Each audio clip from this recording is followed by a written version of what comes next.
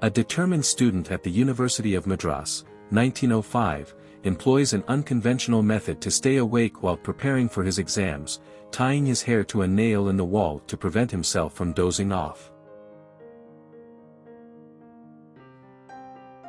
S/SGT Casimir A. Nostal of Detroit, Michigan, and S/SGT Clarence East Winchell of Oak Park, Illinois, man their positions aboard the legendary Boeing B-17 Memphis Belle, just after takeoff from their base in England on a mission over Nazi-occupied Europe.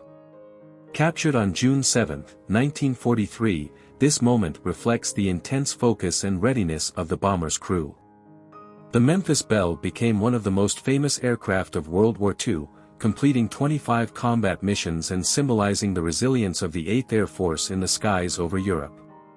These men, along with their fellow crew members, played a crucial role in the strategic bombing campaigns that ultimately weakened the German war machine.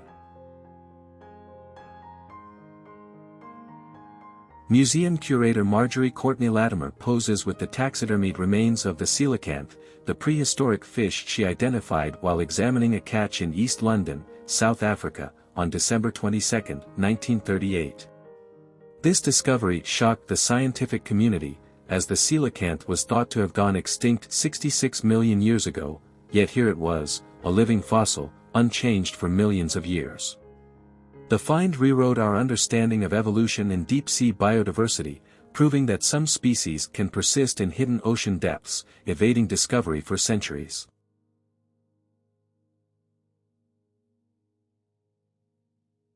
A National Guard tank rolls through Newport, Kentucky, smashing equipment from illegal moonshine stills during Prohibition. Authorities took extreme measures to enforce the nationwide alcohol ban, targeting underground distilleries that supplied the black market. Newport, known for its organized crime ties, was a hotspot for bootlegging. The use of military force highlights the government's crackdown on illicit liquor production, though history would later show that Prohibition only fueled the rise of speakeasies, smuggling rings, and powerful crime syndicates.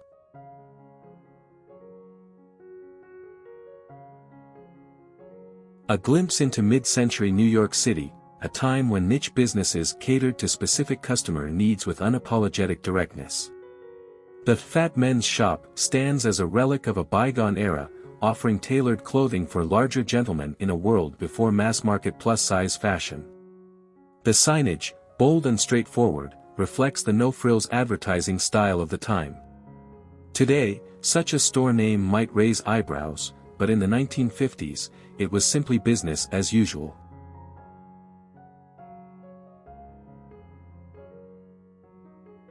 A fighter plane with a story to tell, the P-38F Lightning Dear John of the 27th Air Force Squadron, 1st Fighter Wing, 12th AF, captured in 1944. Look closely at the fuselage. Each marking is a testament to its battles. 49 bomber escort missions, protecting heavy bombers through dangerous skies. 43 attack missions, raining down destruction on enemy positions. For aerial victories, German aircraft shot down in intense dogfights. One enemy ship sunk, striking hard beyond the skies. This was the P-38 Lightning, a fearsome twin-boom fighter, fast, deadly, and versatile. It dominated both the air and the battlefield, striking fear into enemy forces.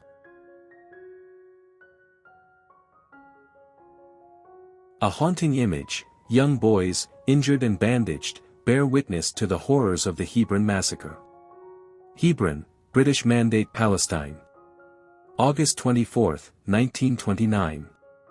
The massacre erupted as Arab mobs, incited by false rumors of Jewish threats to the Al-Aqsa Mosque, attacked the Jewish community. 67 Jews were murdered. Women, children, and the elderly among the victims. Families slaughtered, homes ransacked. Some were tortured before being killed. A few Jewish families found refuge with courageous Arab neighbors, but the massacre led to the end of a centuries-old Jewish presence in Hebron.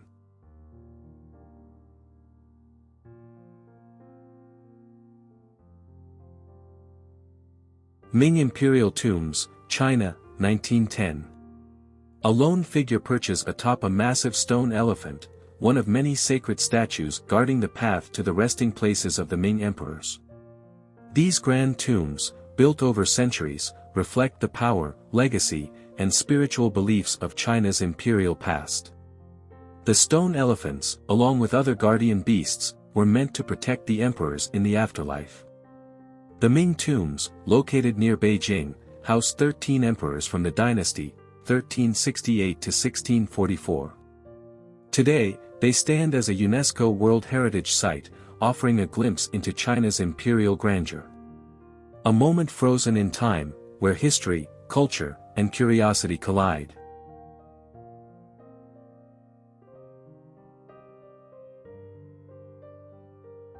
A defining image of the Hungarian Revolution, as rebels bring down the towering statue of Joseph Stalin in Budapest's Felvonolasai Square. Only his boots remained, a haunting symbol of the people's defiance against Soviet rule. What happened? The revolution erupted against Soviet oppression, demanding freedom and democracy. Protesters scaled the massive statue, cut it at the knees, and toppled the dictator's likeness. The uprising spread rapidly but was brutally crushed by Soviet forces in early November. Legacy: the fallen statue became a powerful image of resistance, and decades later, Hungary reclaimed its independence. Today, Stalin's boots can be seen in Memento Park, a chilling reminder of the past.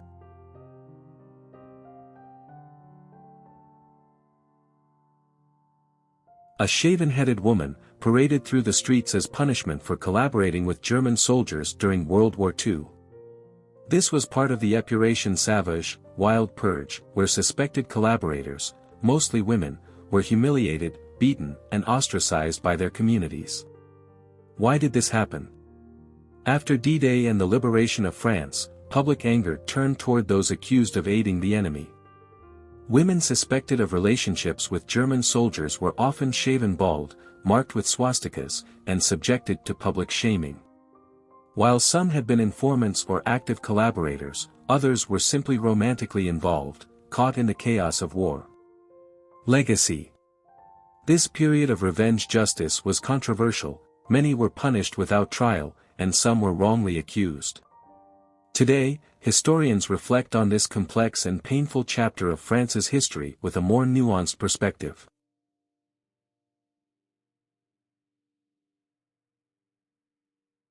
A German officer, now a prisoner or possibly a defector, sits among the war-torn ruins of Saarbrücken, eating sea rations, the U.S. military standard field meal.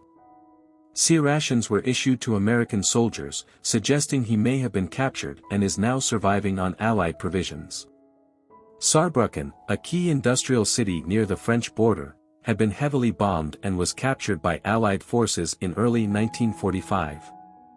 This image symbolizes the collapse of Nazi Germany, as even its officers found themselves in a world reduced to rubble, relying on the enemy's food for survival. By 1945, Germany was in total ruin, and hunger, displacement, and defeat became the new reality for soldiers and civilians alike.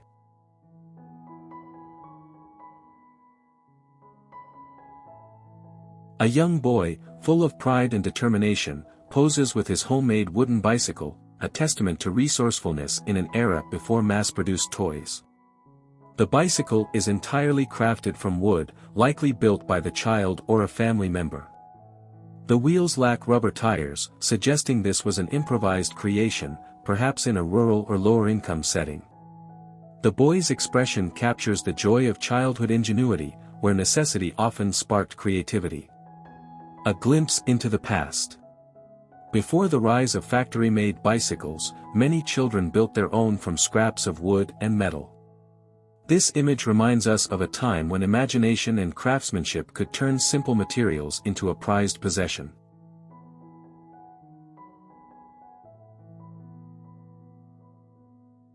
Under the moonlit sky of 1948, Hawaiian fishermen cast their nets into the dark waters, illuminated only by the flickering glow of torches.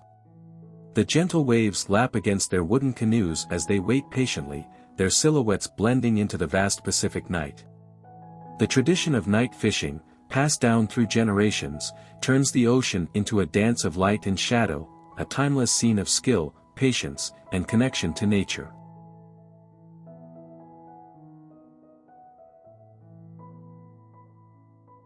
Amidst the sun-scorched streets of Sicily in 1943, Italian national police officers stand in full dress, maintaining order in uncertain times. Their crisp uniforms contrast with the war-worn surroundings, a symbol of authority in a land caught between conflict and tradition.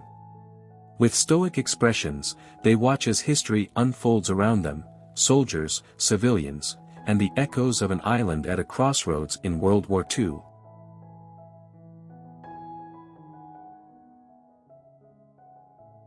In the heart of Greenwich Village, high above Washington Square, Bruno's garret stood as a haven for artists, writers, and free thinkers in 1914.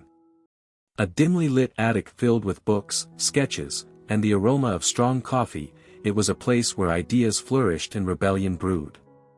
Against the backdrop of a changing New York, Bruno's garret became a symbol of the Bohemian spirit, where dreams took shape beneath the city's ever-reaching skyline.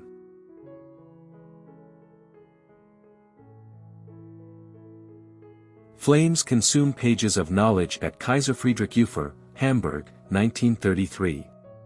Students and Nazi supporters gather, hurling books into the fire, works of Jewish, socialist, and progressive authors deemed a threat to the regime. The air fills with smoke and the scent of burning paper, a grim prelude to the suppression that would follow.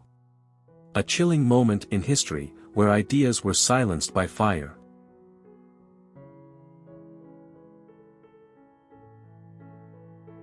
A florist tends to their vibrant display in Woolwich, Kent, circa 1900.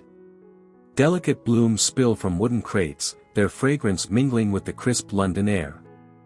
The cobbled street hums with life as passers-by pause to admire the floral arrangements, a fleeting burst of color in an era of sepia tones.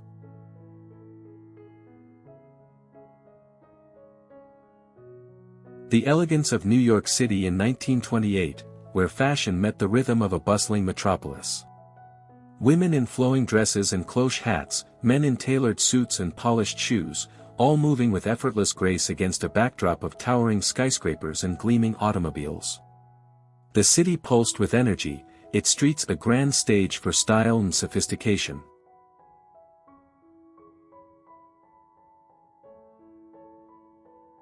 A stark reminder of survival, Andy Warhol's postoperative scars, a testament to the near-fatal shooting he endured at the hands of Valerie Solanas in 1968. The radical feminist, known for her Scum manifesto, fired at Warhol, hitting him in multiple organs, leaving him physically and emotionally scarred for the rest of his life. The incident profoundly shaped his later work and deepened his obsession with death and mortality.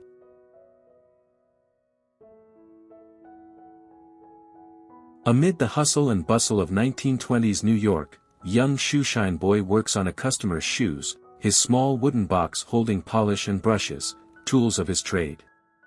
In an era of rapid industrial growth and stark economic divides, countless boys like him took to the streets, earning a living one shine at a time. A glimpse into the resilience of youth in the face of hardship.